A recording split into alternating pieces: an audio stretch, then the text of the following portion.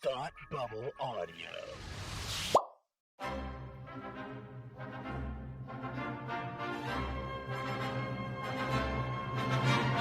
Look, up in the sky! You will never find the more wretched hive of scum and villainy. Welcome to Beer with Geeks with Tim and Frank.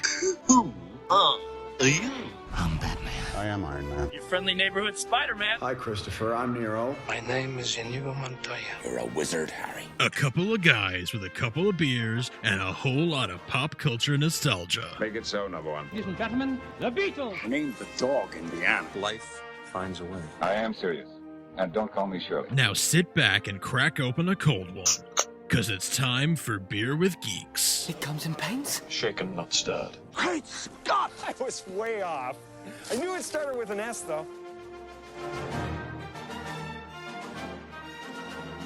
Hi, and welcome to Beer with Geeks, where two geeks geek out with beer. I'm Tim, and with me, as always, is my man who loves a good bow tie. It's Frank. How are you today? Feeling spiffy in this bow tie. Just wanted to dress up a little bit because I felt like it was, an occasion. Beer with Geeks is always an occasion. So, yeah, It is an good. occasion. Yeah, an occasion to be fancy. Yeah, fancy boy. How are you? I'm good. I'll be honest, I'm a little tired, Frank. I'm feeling dragged down. It's been tough. It's been almost a year of COVID, and so it's just so I'm starting to feel dragged, and I need to be in a happy place. But you are part of that happy place, so I appreciate you being here. Another part of my happy place is having a beer with you. But so if you could tell me what beer you're having, that would be awesome. Okay, I'm excited to share this one with you. So this is one that I just came upon. It's a German beer. It is from Schlenkerla Brewing. It's like I said, it is from Germany. It is their Lentbeer. Lentbeer? Lentbeer. This is one of... Somebody give that to you? They want it back? No. They lent it to me. It's Lent. It's their Lentbeer. So it is a smoke beer that goes back to the tradition of monks who would try to fast for the 40 days of Lent. But there was sort of a loophole where like liquid wasn't considered something that broke the fast, so they would drink this beer that had like extra malt in it and stuff, so that it gave them some calories, gave them some nutrition, and they could basically live off of beer for 40 days. Would we call that nutrition? But I know it's calories. There's that. Certainly calories. Yeah.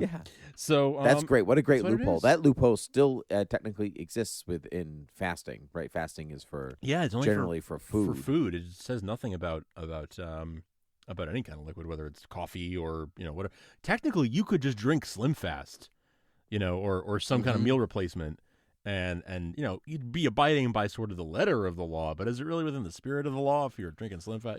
But technically, it doesn't say anything. Technically, that's true. But I mean, even if you were doing intermittent fasting, then like if you had you fill your stomach with black coffee all day, that's okay because there are no calories in black coffee. Yeah, that's okay. That's right. Yeah, yeah. So anyway, having the Lentbeer, it is smoky. It is malty. And it's the smoked malt really gives it a different flavor that I really like, but it's definitely different than other German beers of this style that I would expect. So if you can find it, try it. It's imported through Connecticut, so you may be able to find some more of it here on the East Coast. It's 5.6% alcohol, and it's quite good, and it's felt seasonally appropriate. So there you go. That's great. I love that. Well, Frank, you're drinking a beer of your people, the Germans, and I'm drinking a beer of my people, the Italians. Oh yeah, because they're natural allies, of course. We try not to talk about that too much. Oh, it's so good. None of that's true. I'm drinking a Peroni because I've moved on to the second box of 3 boxes of beer that I've had stored. So you can expect me to drink Peroni for a little while. I mean, I could interchange between the other types of beer that I have, but it's just downstairs, and as I said before, I'm tired. Yeah, Don't yeah, wanna go and get just like them. power through at this point. Like just finish it, and we'll have a big celebration when you're done with the Peroni. Also, there's no powering through the Peroni. The Peroni is a delicious beer. Like That's you true. know, It's not like you need to like buckle down and get through something you're not enjoying, because it's extremely enjoyable. we're not talking textures of flavor here. You know, like, oh, I detect a hint of this, Yeah. and this, and this. But you know what? It's refreshing. Just because it's not complex doesn't mean it's not great. Like our brains. Like us, exactly. Like us. Yeah. Exactly. We may not be complex, but that does not mean we're okay. We're still enjoyable. Sometimes we have our That's moments.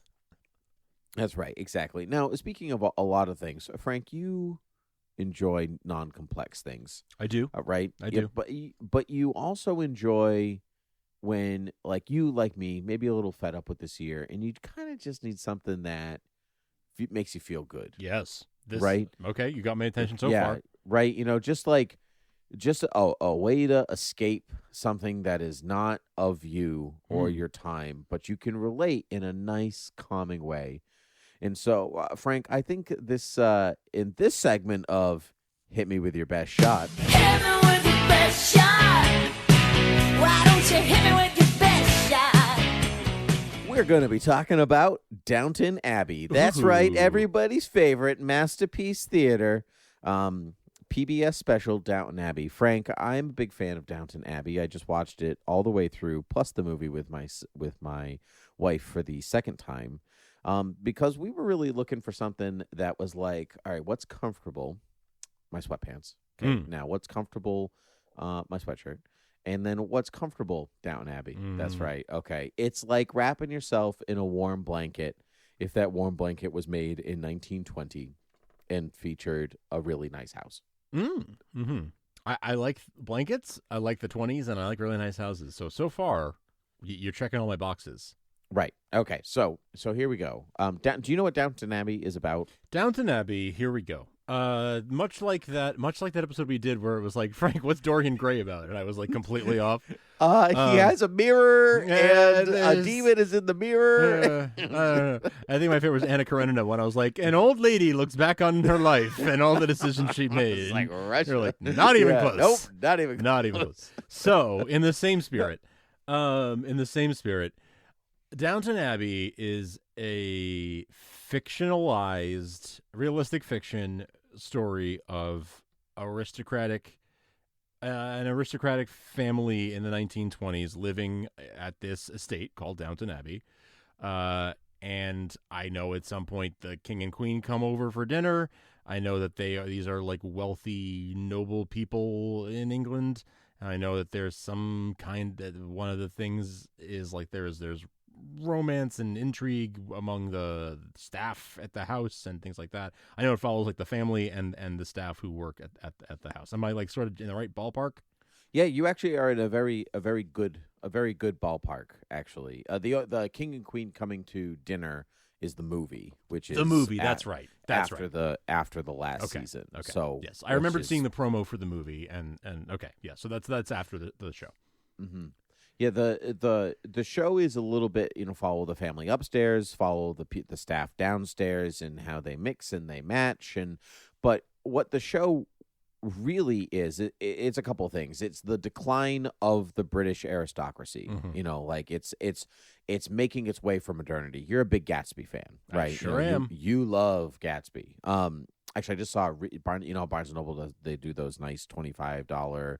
They have a Gatsby one now. Oh, Gatsby really? is open for the world. That's right. So yeah, they have a really nice Gatsby edition.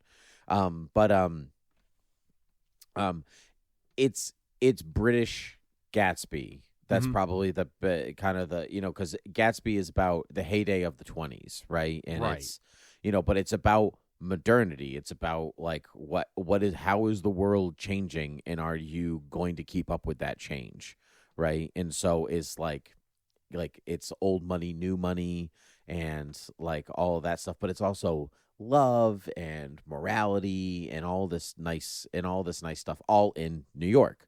And instead of that, you have basically the British version of that, because the show starts in 1912, so it's really the teens and the 20s. And so starts in 1912. The opening episode is about Lord Grantham. The would you say the dad?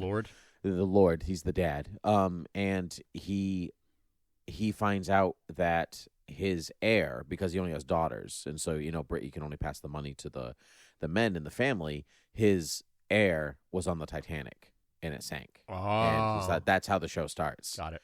Like it's them like reacting in 1912, in April of 1912, like, oh my God, like we knew people on that boat, how terrible. Right. And he was supposed to, like, he was going to marry Mary, so then like the money would stay in the family, and that's because the house, it's all about like the social structure. So it's like, yes, they're wealthy, but they basically employ the entire town. Everything is under their jurisdiction. The farms, the shops, the hospital, like all of that stuff falls under that family. And so it's about like how it's like before World War I and after World War I, and how does the world shift and going from the rich ruling it to it being of the people, and then how does that house like adapt to those changes? So it sounds like it's, and tell me if I'm just telling you what I think I'm hearing. It sounds like it is very much about like it talks about like the class divide between the people upstairs, people downstairs, and it sounds like it is sort of breaking down. It's almost like the last gasp of the feudal system in England. It's exactly right? what it is. Because if they control the whole, they employ everyone in the whole town and all the industry there. Yeah, I guess that's sort of like they are really like the lord of the, of this whole area, and the people working there are the serfs who are in a sort of indentured servitude to this family. I'm overstating it probably, but like that's sort of the last gasp of that system, of that medieval system, still around in the beginning of the 20th century. And it sounds like the show, over the course of the show, that's when it you're covering the time period where that starts to go away and a more modern system takes over. Mm-hmm. Yeah, because you're seeing the show is about 1912 to 1925 ish, so it's a good chunk. It's a good chunk of time that you're watching, everything play out. So you see the grandeur of the house and what it stands for, and then by the time like the show really concludes, you've got like a butler, a footman, a kitchen, and and all of that. Now, I say all that. That's what the show's about, right? That's the the thrust of like selling it to like, oh, Downton Abbey is telling you the story of the end of the feudal system, and like the Jazz Age in London, and like the introduction of the radio in the home, and like all that, like, and what does that look like for people who are like, our way of life depends on things not changing, like, right. So how do we do that? But then you also have downstairs who are of the working class, and so they're like, the world is changing. I can get an education. I can do this. But also I have to like cook this thing, right. Because that's also my job. I have to. So it's all of that, but it's also like you watch The Crown. You love The Crown. Right? The Crown. And so you love The Crown. And part of The Crown is like, what are your obligations as being part of that family? Right. Right. The system is set up that you don't really own your life. Your title owns your life, and that title comes with basically like a morality clause, and a this and a this and a this, and that also plays a part into the family upstairs. And so like to watch like the freedom almost of the people downstairs, you think like, oh, their hours are long, they're this, but they have the freedom to love who they want, to be with who they want, to marry who they want, to do this. Upstairs doesn't have that freedom, and so you're actually watching the struggle between both and the opposition to that. But my real selling point in all of this is that it is warm, gooey honey. It could be dry and cold and unfeeling in a way that, like I described it, like in some ways like Gatsby, right? Okay. And so, but it's not. It's more, or even like The Crown, right? The Crown is cold. It's not a warm show. Sure. It's cold. Sure. Apart from like the occasional episode where you're like, oh, they're so fun. Sure. It's this is more it's like I said, it's more like that warm blanket, because even when things are going terribly, it's the kind of reality where things are going to be okay. Right. And we don't, and sometimes things are not okay. I shouldn't say that. Like, people die, like people leave, like people get sick, like, there's drama, certainly. But at the end of the day, it's a show about people who love each other, and they're all ostensibly good people. And that's what I really like about the show. It's not about the terrible people who live in Downton Abbey and the suffering class downstairs who hate them. There's a loyalty both ways. Like, you're so good to me, I'm going to be good to you, and look how wonderful we can be good together. And there are certainly people who are not that way. There are colored, there are antagonists, people who get in their own way, but there is just a charm, like that British charm. I hesitate to say Paddington-like charm, but do you see Paddington? I did not see the Paddington. Oh, I'll hit me with your best shot of the Paddington movies one day. Yeah, if you want to talk warm, gooey honey or marmalade, I guess. That's something that actually we should probably do. Like I've been meaning to watch them anyway, so like that's something that we should like. Oh, I'll do a Let Me Tell You Why It's Wonderful. Yeah, on yeah, Paddington we could then, do definitely. Yeah, I might have you do 1 and 2 at the same time, just because they're short and lovely. But the Downton it's not a huge commitment. It's 6 seasons, 9 episodes a season. Okay. It's not a huge commitment, and it's great knowing the history, but it's even better to watch a show about people that are nice, people you care about, and above all, it is funny. You remember Niles from The Nanny? Yes, absolutely. The wit of Niles? Yes. Take that and apply it to multiple characters. Okay. And you've got we love Alfred in Batman because he says it like it is. Yes. And he's no nonsense, and that British, there's that in there. It's like the things you love about British culture, like English culture, is like on display. The costumes are gorgeous. Production design is amazing. The house is real. The downstairs isn't, but the house is real. You can go and see it. It's the same house that is the X mansion in X-Men First Class. Oh, okay. The exterior is real. The exterior. Okay. Yeah. Gotcha. It's the same house. Nice. Okay. Yeah. Somewhere in the back of my brain, I think I knew that it was in some superhero film. That house was in some superhero film, because I put it in the same bucket in my brain as the mansion in Vancouver that was in Smallville, that was in Arrow, that was... Oh, yep. Mm-hmm. Yeah. That's the X-Mansion. X-Men, This is the one time they went and used a different house. Got it. Yeah. So I think I recommend it because it's a tough world, and sometimes you need to watch a thing that is just enjoyable, So for you guys, it sounds like it's very much like your comfort food TV. It's something you watch when you want to feel like cozy and absolutely. Yeah. Even the saddest episode is comfortable. It can be uncomfortable, but it's comfortable. Plus, the cast is stellar. There's like no weak link in the chain. Like, everybody is on their A game at all times. And that includes like masters, like Maggie Smith, right? And she's there at her Maggie Smith best. Actually, do you watch Ted Lasso? I love Ted Lasso.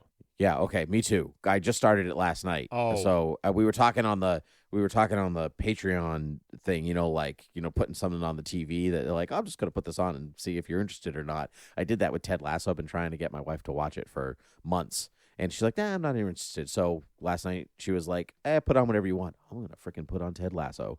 And so I put on the first episode, and I'm laughing because I knew that it was going to be good. And I was right. It's amazing. Oh, it's so good. And we watched 3 episodes last night because she was like, oh, it's good. Let's do another one. Do another one. I'm like, yeah. I know, because I wanted to watch this for months. So anyway, Higgins is in Downton Abbey. Oh, nice. Oh, yeah. Yes. I think someone had mentioned that, yes, in a review I was listening to of Ted Lasso. Okay, that tracks. Yeah. He plays Maggie Smith's butler. Okay. And he is tremendously funny. I can see how that would be great. Like he's a great character actor that would fit in in that kind of a role. Yeah, he's the stereotypical, like, really stuffy, like I think I'm better than everybody else kind of, like, yes, madam. I truly think that you would like it, and I'm not saying that in a hit me with your best shot, like, oh, you should watch Xanadu, you'll love it. And so I think that you bit the bullet, you watched The Crown, and you were like, wow, this is actually good. People weren't making this up. Yeah. It's not just for 55-year-olds, everyone. everyone can love it. It's not just for, yeah. And I had that same feeling on Downton Abbey. My wife, when we were dating, convinced me to watch it. Oh, okay. Do things you're early when you're dating, like you should watch this. You'll like it. Be like, okay, I want to like you too, so I'll watch it. Yeah, and then exactly. I tried like an episode, and then I was like, oh, the show is not at anything what I thought it was about. Like, and I think I watched 6 seasons in 2 weeks. Maybe. Dang. Okay, so you went through like I went through The Crown.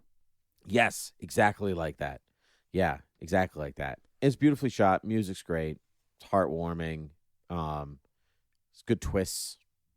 Dan Stevens is in it. Love some Dan Stevens. Nice. Matthew Good is in it. Yes. I love Matthew Good. Yes. Yeah. Ozymandias himself. Now you mentioned The Crown a fair bit, and are there? And I hear the two shows compared a fair bit. Is that just because Americans only know 2 shows that? Sure is. Yeah. Is that why? Yeah. Okay. Is it because it's the only other thing that most people have seen that's even remotely similar? But taking a step back from that, they're not really that similar. They're not really similar, apart from it being about the 1%, and then the even 0.001% if you count The Crown, right? Like they're not really similar. It's The Crown. They might be in the way that it's historical fiction, like but in the way that Downton Abbey takes place in an era of history, but it's fictionalized, where The Crown is fictionalizing the account of a real family. Right. The Crown is not real. That is not the way those things actually happened. It's television. Right. And Downton Abbey they're not real people. That Abbey, that building, that home is not really called Downton Abbey in real life, but Right. But so where The Crown is dramatizing real historical events and putting some drama and pathos around it. It sounds like Downton Abbey it's more about the era, but like all of the events are fictional, or maybe most of the events are fictionalized. All of the characters are fictionalized, except for like the king and queen, whatever. But like there's the main characters are fictionalized. Most of the events are fictionalized, but it's like realistic fiction.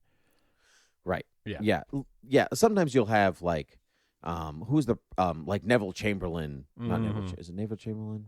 Yes, like Neville Chamberlain comes to the house at one point, but it's like pre-prime minister, so it's the 20s. So he's like, people are like, he might be prime minister one day, right? And you're like, yes, look how that turned out. So he's like a prominent MP who came to visit, and that's right, yeah. So you have stuff like that. The Sinking of the Titanic. The second season is all about World War I, and so people in the house obviously go off to war. What does that look like? And it's like, you could tell it was only supposed to be one season, and it blew up. Like people were like, "Holy moly, what is this?" Like, it was just going to be a one season. Like, hey, wasn't this an interesting little tidbit about 1912 to 1915 or whatever? And it just blew up so big. They were like, "Oh, we gotta make more."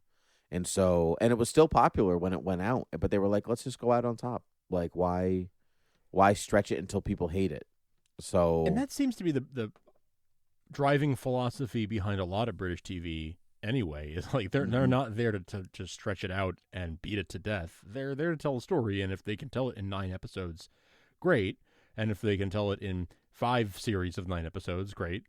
But it's not really about, because so much British TV is paid for by subscription, like you pay a tax for owning a TV. You pay a subscription fee for owning a TV. And I know that's the case with BBC. I'm not sure if ITV falls under that as well, the licensing fee or not. But the point is, you're not it's not being paid for by commercials, so they're not trying to string a show along as long as they possibly can because it's got viewers, which means they can sell ads against that show. It's more like, well, it's already paid for anyway, so now it's a matter of how many episodes do we need to tell the story we want to tell, or how much story can we tell in the episodes that we've been allowed to do it in, which is a much more natural storytelling framework. Rather than like, let's just one more season, one more of 22 episodes, just to be filler, which I respect about British TV, and I feel like that you get much less filler and much more density of storytelling that way. I agree, and there is no filler episodes here. Like you said, it's just it's good dense television every time, and it's. Because there are so many characters that you end up following, that there's multiple storylines. So, Sure. You never end up feeling like, oh gosh, I really hate you and I wish this whole season wasn't about you. You never get that because like a couple minutes later, you're moving on to somebody else. But they're all connected together. And because it's the teens moving into the 20s, like a big undercurrent of the show is feminism, Sure. and like the role, like the show starts and you're like, oh, he only has girls and they can't get his money. Right. And so it's like, so you see like, oh, I can have a job and I do like it and I can be good at something and I can do this. It's very empowering all at the same time for working class and for women. And so, plus it's pretty. It's like really pretty. It's well shot. That I've seen. I mean, I've seen in clips and trailers and things like that. I've definitely seen that it's a very beautifully shot show. Yeah. And is it fair to say that it's because there are so many characters and so many different storylines? Is it fair to say you get an episode that's maybe heavier on this character, or they have the A plot in this episode, but then a couple episodes later they're not as present? A little bit, yeah. It's actually really well balanced straight through. So I never really. It's really a show I don't really feel like, oh, that character got underserved this season or something like that. It's not really. Well, I never guess feels like that. I'm thinking more. I mean, just to let's continue using The Crown as an example. It's like, okay, more of a Diana-centric episode, and then more. No, it's not Philip. like that. Oh, not like that. No, it's not like that. Nope. It is the story of the house, and so everybody that's in the house, whether they're upstairs or downstairs, is of equal importance to the context of the narrative. Got it. That because makes sense. it's like a symbiotic system. So okay. Yeah, it's Very really, interesting. yeah, it's really special storytelling, complicated storytelling. Like if you you're a fan of, critique and analysis and criticism and these things. So like, if you're lucky, I'm like, it's really sharply written. It's a reason it kept winning Emmys. It's Right. not like like, oh, we're just gonna give it to the cute, quaint masterpiece theater one because we're being different. Like, no, it like really deserves the awards that it won. And it's it's a show where you can tell everybody liked being on it. I love that. There's a warmth that everybody just has with one another. You could tell when they say, "Oh, I really like you." They mean it in the show and in real life. And it's nice to see that because that's not always the case, right? Somebody's always out to get somebody somewhere, but not here. It's just really well. It's just really well crafted television. And so, like I said, we just finished it again a couple days ago, and I'm like ready to start it all over again. I'm like, let's do it. Like, I'm back in it. Let's do it. I can't get enough. Just because you want to know them, you know how you love Superman, right? Yeah. You love Superman, but you also love Perry White and Lois Lane and Jimmy Olsen. Sure. And so it's not just about the one character, it's about all of them, and you want to live in the world that they inhabit because you love them. And that's really what this show is. This is like, I love them. Like, I want to. I get that. Yeah. My wife and I have a shorthand for that, where we talk about, certain shows that we have like a real love for, like The Office or Parks and Rec or shows like that. And we put them on. It's like, oh yay, it's our friends. Like we talk about like, oh yeah, we get to hang out with our friends. Or like if a new season of a show like Superstore or something, which we're also really we really love. It's like a whole season of this get to hang out with our friends again, like these characters who we know, and we feel like we've gotten attached to some of them, some more than others, but like as a crew, we're attached to this group of characters from the show. So I get that exactly that sentiment you're talking about. Yeah, it's actually a weird comparison in a lot of ways to make, but if you like Parks and Rec and The Office, you might like Downton Abbey because it is a show where, like, so if you show up in the Parks and Rec office, and like everyone's there, like, and you're like, I'm hanging out with the cool people, right? Like, yeah, it's kind of like that where you like, I want to be in that office. I like, oh, Ron's here. Oh, don't talk to Ron. He's not having a good day. Yeah, hey, yeah. It's kind of like that, like where you want to be there because the world. There are problems. Yeah, there are stakes. Yeah, there are these things. But you know what? At the end of all of those things, it's still a good place to be. Right. And I think that we need that right now. I think we need those things where you just feel like this is a good place and I feel comfortable here. And so I recommend Downton Abbey. I love this, and I've already been interested in this show for a while, but just sort of like on the periphery. And one of those I'll get around to it eventually, much like The Crown was, and I eventually did get around to it. But it's one of those things that I feel like is going to be, because it's not a huge time investment if it's only 6 seasons of 9 episodes apiece plus a movie, but it is something that is enough of an investment that I feel like, all right, it's kind of got to be my wife and I both have to be in on this. Otherwise, it's probably not. I'm not going to have the time to be able to watch this whole thing on my own, right? So I think her impression, and I'm not saying anything that like she frankly probably won't hear this, but I'm not saying anything that I wouldn't say if she were in the room. What can I show her to convince her this might be to at least open her mind to it? Because I think she and I have both thought like, oh, that looks like that show might be a little heavy. That might be like, I'm in more of a comedy mood right now. That looks like it might be heavy drama, costume drama. So like, I'm not really in the mood for Pride and Prejudice right now, so I'm not going to watch that. But what you're describing is not that at all. So what can I, apart from just saying, hey, Tim, or playing her this episode, or saying like, Tim says it's not that heavy. Is there an episode we could maybe watch it out of order, and then if we like it or not, go back and watch the whole show from the beginning? Good question. I would say don't watch it out of order. Just watch the first episode, because it's not like a sitcom where you could be like, oh, this is like watch The Dinner Party because it's really good. Sure, okay. It's just you can't watch The Crown out of order. Yeah, okay. You have to watch the first episode. And so I would just start at the beginning and work your way forward. But if pretty much everybody that like you end up loving is in the first episode, like or the first couple of episodes, they kind of matriculate in the first season. Because like I said, it was only going to be a season. Right. So, like I said, there are some episodes that can be heavy, kind of like The Crown, but not all of them are. Or any show. Every show has its heavy episodes, but but I guess I could maybe like send you a clip of like a conversation with like one of the dinner conversations or something like that I think that are good. But if you like dry wit, like you like a good snappy comeback. Like, okay, like the Sherlock Holmes movies with Robert Downey Jr. and Jude Law, where they're like, dinner's at 8, don't be late. You wear a jacket, Like, yes. Like that's kind of the humor of banter. A lot of like witty banter. It's a lot of banter. It's honestly, a lot of like it kind of dry sounds like eye looks. Like, gotcha. Yeah.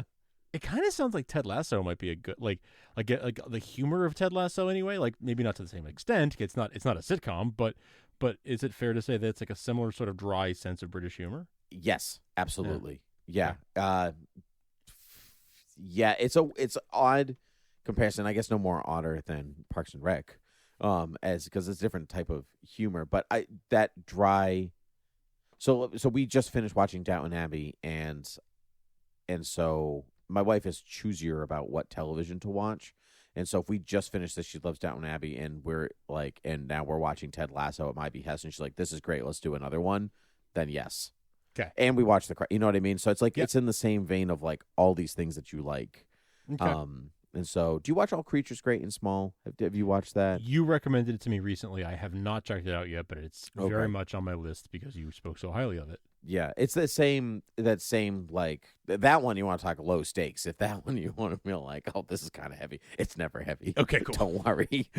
Oh no, the dog is missing. We have to find the dog. Okay, cool. Like, I've seen Wishbone episodes that were heavier than that. We have been a fan recently of low stakes, high stakes, where it's like it's super low stakes. Nothing that's happening really matters, but the way that it's being edited and the way the story is being told, it feels super high stakes, and you're so like, oh, I'm so invested in what happens next. But it's really just a matter of like, I'm so invested in whether or not the dinner gets to the table and it's still warm. Like, will the guests be upset? Oh my god! Man, what's going to happen? That's all Creatures Great and Small. Okay. In a nutshell. It's also Below Deck.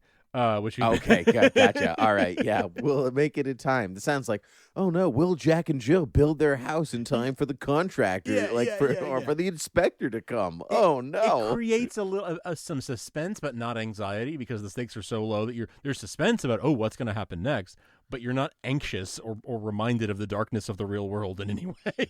That's all Creatures for you. Okay, cool. Every couple of I could probably count on one hand or maybe two because there's 6 seasons, like the amount of episodes that will make you think of the dark dankness of the world in Downton Abbey because there's always light on the other side.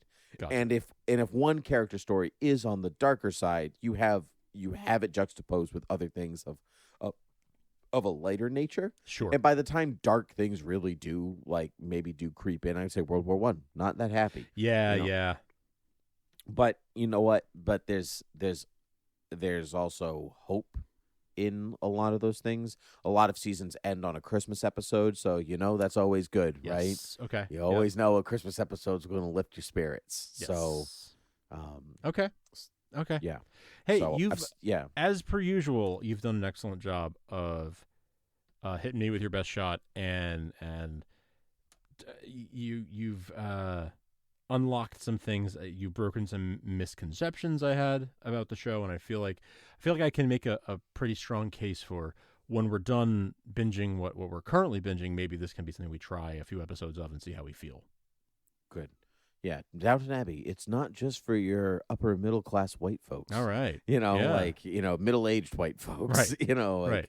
Yeah, you too, as a man in your 30s, yes, can enjoy Downton Abbey. Cool. A young 30s white folks can enjoy it too. Great. That's absolutely correct. Good to know. Absolutely. Good to know. All right. Yeah, it's very, very charming. Just a lovely and charming. So anyway, Frank, where can people find us? Folks can find us over at beerwithgeeks.com, patreon.com/thoughtbubbleaudio. If you want to support us, Tim mentioned, we've started doing these segments on Patreon just for our patrons. Conversations about things that you don't get to hear on Beer with Geeks, usually while we're setting up, while we're winding down. Some exclusive conversations just for patrons over there. So head on over there if you want to check that out. Patreon.com/thoughtbubbleaudio. You are in for as little as $1 a month. You can get access to all of that, and you'll be supporting us and helping us pay the bills. You can also contact us at beerwithgeeks@gmail.com or at beerwithgeeks on Twitter.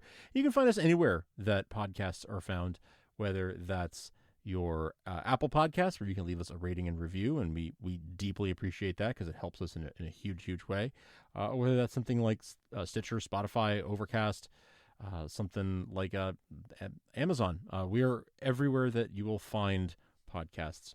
So those are the main ways to find us: beerwithgeeks.com, thoughtbubbleaudio.com. Listen to our other shows and enjoy them. And thank you for supporting us in the process of doing that. Was well said, Frank. I didn't listen to a word of that. I hope you didn't say anything mean about me while I was away. Not this time. All right, then. Well, until next time. Cheers.